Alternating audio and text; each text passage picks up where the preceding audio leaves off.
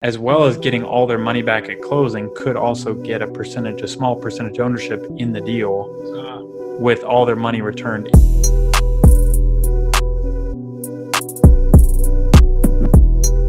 What is the opportunity that I'm getting myself into as an investor when I'm doing business with you on the development side? Yeah, great question. So whenever we work with investors, it's typically they are helping us on the pre-development expense side. So for each project, we spend anywhere like minimum $500,000 up to $1.5 million to $2 million, depending on the project, depending on how many expenses we have, if we have to buy the land up front or not.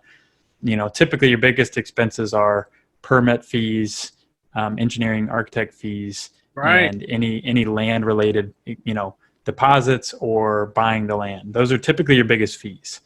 Now there's other smaller things here and there, but basically we pitch opportunities. Once we have something under contract, we pitch our investors and say, hey, here's the expected return, here's the project. And really the biggest risk is that the project doesn't move forward.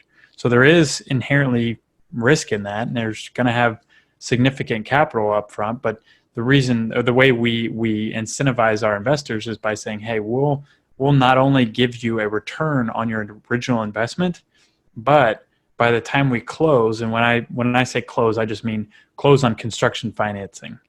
So it's really like just phase one of closing. So that's like closing on starting the dirt moving. Wow. So we're closing on the land purchase and we close on the construction financing at the same time. So And that's considering that you've also gotten the permit, which I assume would be before. Correct. Yeah. So we'll get the permits. We'll pull those permits at or right before closing, and then we will basically return. We'll be able to return at closing.